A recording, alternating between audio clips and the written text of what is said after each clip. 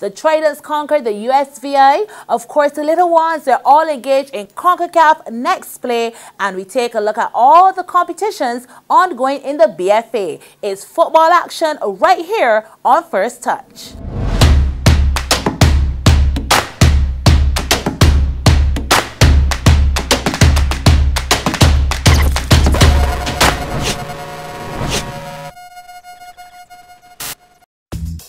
This thing in your hand, always in your hand. We looked at how you use it and said, what can we do with that?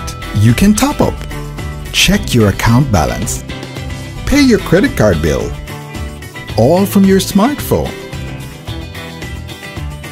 Yeah, it's way cooler when you have banking that thinks of you. It starts with you. Scotiabank. It is now time to take a look at the highlights of a great win for Barbados 3-0 over the US Virgin Islands. A shot from far away from Williams. It's a great opportunity for Barbados, but Hooligan unable to finish the play, able to get the pass past the goalkeeper, but he would have another opportunity just a couple of minutes later. After a great ball from Shaquille Bell from the right, it's Hayden Hooligan who scores the first goal of the match. And things change for the US Virgin Islands after that goal. They were a little bit more aggressive. Aaron Dennis with the shot, very close to scoring the first goal for the US Virgin Islands, but Krishmar Premius was right there. Towards the end of the first 45 minutes, we saw the best from the US Virgin Islands. In the second half, they had possession, but they were unable to finish. This was the first opportunity from Noy Andrew. And towards the end of the match, this is a key moment. Aaron Dennis, unable to clear the ball. He puts it into his own goal. A few minutes later, Dennis again trying to score from a free kick, but unable to do so. Very close though. And in the 98th minute, Mario Hart taking advantage of the mistake by the goalkeeper Benny Labadi, and with a header, it's the final touch to a 3-0 win from Barbados. And that was a win for the Tridents on home turf. They finally got a win in Concacaf. And joining me now is Nicholas Smith. Now, Nick has all the ins and outs of that game. How we performed, how you think we didn't perform. We came up victorious as what we really, really wanted. So tell me about a recap of the game. We saw Mario Hart back in the fray in a big way. Yes, of course, the result is number one. Number one, we won, and that is the main aim for everybody involved with the national team. But I also saw some good things from us, some things that I hope that we will stamp out, but I saw mainly good things from the team. And I just want to run through a list of the ratings that I gave the players from last Sunday's qualifier. Primus in bars, Kishmar Primus, I gave him 8 out of 10. He kept a clean sheet, number one, and he had 2 important saves that kept us in the game. Ricardo Morris, who returned to the national team, I gave him a 9 out of 10 because he played at right back and he was solid going forward and defensively, so I gave him a 9, as well as Keeson Trench and Ramar Miller at central defense. Ramon Manning at left back, I gave him an 8 out of 10, and he's my good friend, so I know he'll not be too disappointed about that. No. Oh, okay. The team played well. Just checking. Yeah, so I gave him an 8 because he did not complete 90 minutes, unfortunately, but he was very tough in the tackle and assisted the players going forward, especially Holligan, who played on the same side. Harris, Jomo Harris, I gave him 5 because he only played in the first half, and he got a yellow card as well. So those things counted against him, but I think he was also very sturdy in the midfield. Romario Harewood, one of the players that we really wanted to come back, he only got a 6 from me out of 10 because he was not his usual mercurial self, even though he really helped us keep the ball in midfield and dominate the midfield competition, midfield battle. He only got 6 because, as I said, he wasn't his usual self. Mario Williams, of course, he's one of our most creative midfielders. I gave him 7 out of 10 for his performance. He had 2 shots from distance early on in the first half, and I think that really settled the team and made us believe, yeah, we can get something from this game. So he was important in that. And all 3 forwards, I consider them as forwards for that game. Shaquille Bell, Hayden Holligan, and Mario Hart, I give each of them 8 out of 10 because they held the ball well, especially Hart in the attacking areas. Right. Holligan was very creative. He missed a chance before his goal, like a minute before or less than a minute. Right. So I think he showed great character to come back and score after that miss. And Bell was lively in the entire game, and he really added to the spark of the attack and helped Hart to be in space and to keep off the defenders. Three substitutions: Akil Applewaite, Raheem Sargent, who scored. Right. I gave Sargent a 7. Apple got a 6 from me.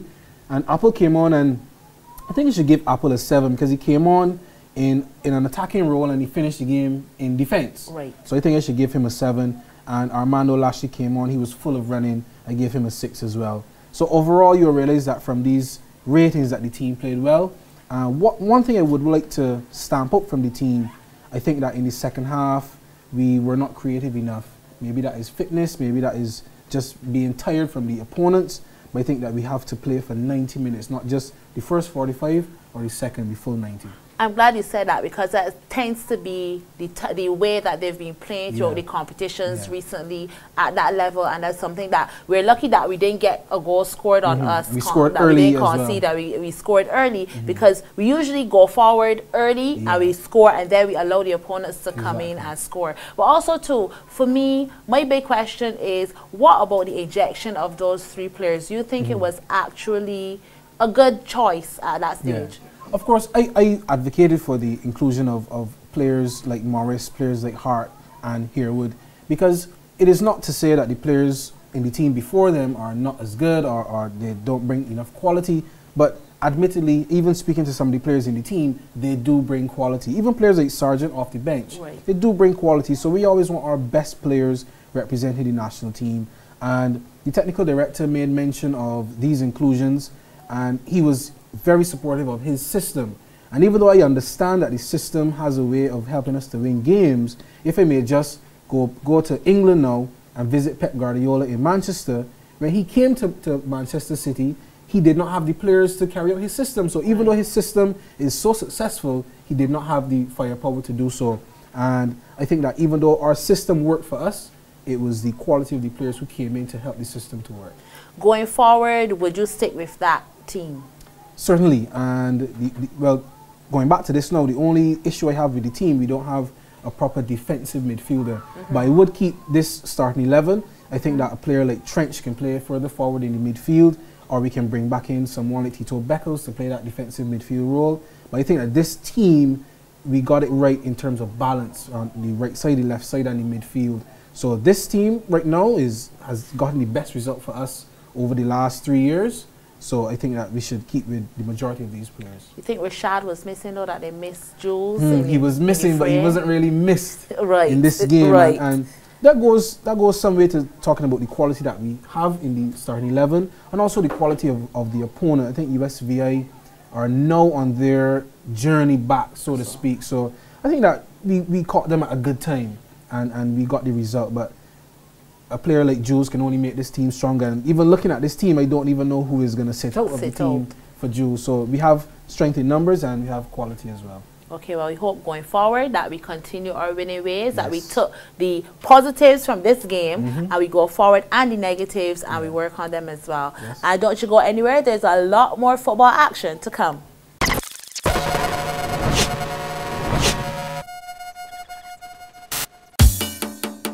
Barbados Steel Works, we're more than just steel. Foundation to roof and everything in between. Building or renovating, there is simply no debating. We supply all your construction needs. Visit our store today for a deal. Barbados Steel Works, a name you can trust. Quality material depend on us. Barbados Steel Works, we're more than just steel. Foundation to roof and everything in between. Come to Barbados Steel Works.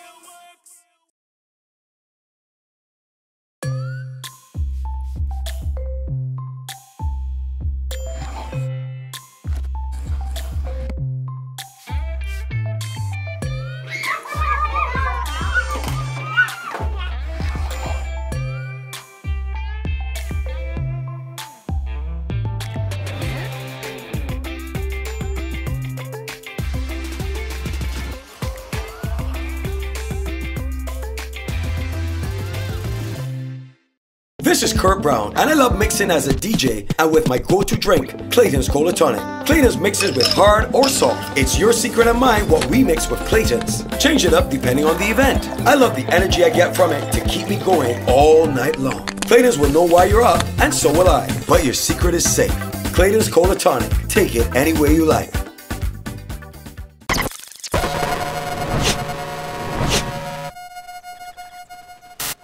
Now we're still in celebration mode with the Tridents, and after the game, Technical Director Ahmed Mohamed spoke about his system that he put in place to ensure that they were winners. At the end of the day, it was good. It was good. It was okay. The boys did what they had to do. Our plan worked out. Yeah. You made a number of changes to the squad in terms of the final 11. How do you assess the performance of the players who would have come into the starting team? Well, same as every game. Same as every game. I mean, system the same, game plan the same, the concept the same, opponent different. As you know, football play different, depends on which opponent that you have. So yeah, I wouldn't say that was additional or this or that. The boys did the same. Even if I wouldn't make a couple changes, I'm quite sure, 100% sure, the result will be the same. Yeah, because if you're using the same system, doesn't matter who you have as a player, as long the plan work out, the result will be the same.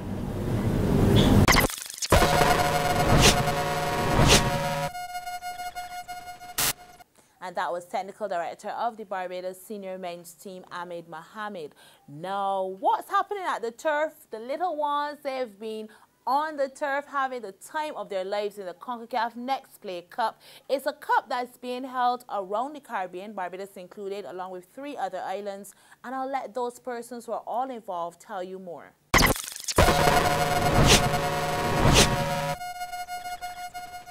Barbados being one of 4 countries that will be hosting the official Scotiabank Concacaf Next Play Cup.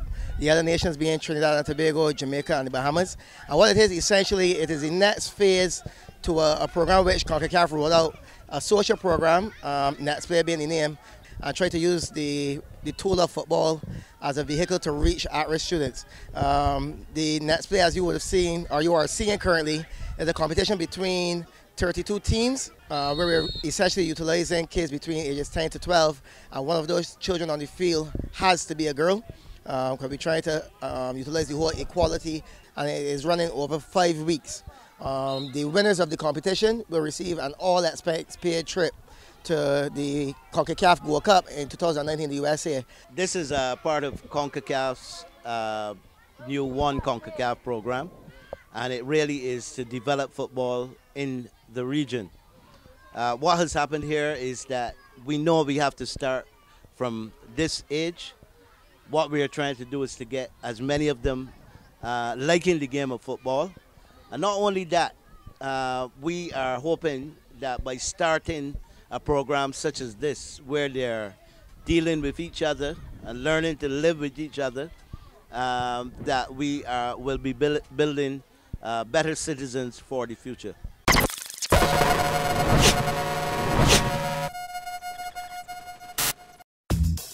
This thing in your hand, always in your hand. We looked at how you use it and said, what can we do with that? You can top up, check your account balance, pay your credit card bill, all from your smartphone. Yeah, it's way cooler when you have banking that thinks of you. It starts with you. Scotiabank. Tanny, Milano, Shoe Locker, and Brands. We're the shoe masters, the best in the land. For all of your family, your feet are in good hands. With Tanny, Milano, Shoe Locker, and Brands. Our 6 stores island-wide, the shoe gold mines. Men, women's, children, enough top lines. Making your feet happy for 40 years plus. Shoes for every occasion, so be sure to visit us. Visit us, visit us, visit us, visit us, visit us. Tanny, Milano, Shoe Locker, and Brands. We're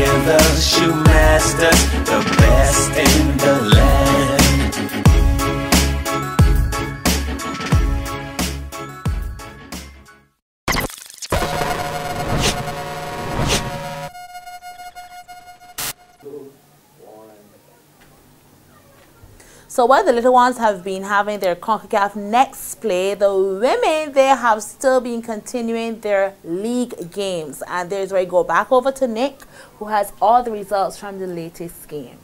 So the latest games in the Women's League on November 24th, last Saturday, we saw Kickstart defeating Empire 10-0. That's not unusual for Empire this season, unfortunately. National Sports Council and Mavericks shared a 0-0 draw. So Mavericks taking another hit to their title aspirations. Kickstart obviously giving themselves another boost, but UE are still 7 points clear of them with a game in hand. UE have played 10 games and have 25 points. Kickstart 11 games, 18 points. Mavericks 10 games, 17 points. National Sports Council 11 games, 6 points. And Empire still to gain any points this year in the Women's League. So we had a clear-cut leader a few weeks ago, and we still have one. Kickstart had a good victory against Empire, but with Mavericks having that little blip against National Sports Council, they think it makes it a little more clear-cut for UE this year in the Women's League, and they're set to repeat. And I'm sure that the players, as well as the coach Mario Hart, will be very pleased with the performance of the girls this season. They started slow, and Kickstart was leading for a while, but UE they had a bit more consistency than Kickstart, and that is the reason why they are top of the Women's League. So the Women's League should wrap up soon, but I think that we are pretty much sure who is going to win. I have a little concern with these scorelines, having a 9 goal and a 10 goal. Does that speak to the level of football that's being played, or is it that the teams are unevenly matched? Well, you could say that they are unevenly matched, but I do think that the teams who have pulled off these big results, like UE, Kickstart and Mavericks, contain some of the best female footballers that we have in Barbados. And it's just unfortunate that for Empire, who are just returning to the Women's League, they have a lot of younger players, inexperienced players, and maybe that is the reason why the scorelines are the way they are. But one thing we must commend Empire for, and this is one thing that we've seen even in our Premier League, coming on to the end of the season, the teams who are kind of lower down to the table, they don't send out the numbers. So you have 11, but you don't have a bench. Or you may have a deficit of players on the pitch. But these girls continually come out every weekend, and they put on their brave faces, and they go on the pitch and do their best. So we must commend them for that. Right. And I think that this experience will only galvanize them and make them stronger for future seasons. Okay, so as the women were playing, so too were the youth. The Garden Group Youth Tournament continued. And as we go into the break, we take a look at those results. This is Kurt Brown, and I love mixing as a DJ and with my go-to drink, Clayton's Cola Tonic. Clayton's mixes with hard or soft. It's your secret and mine what we mix with Clayton's. Change it up depending on the event. I love the energy I get from it to keep me going all night long. Clayton's will know why you're up, and so will I. But your secret is safe. Clayton's Cola Tonic. Take it any way you like. Barbados Steel Works, we're more than just steel. Foundation to roof and everything in between. Building or renovating, there is simply no debating. We supply all your construction needs. Visit our store today for a deal. Barbados Steel Works, a name you can trust. Quality material depend on us. Barbados Steel Works, we're more than just steel. Foundation to roof and everything in between. Come to Barbados Steel Works.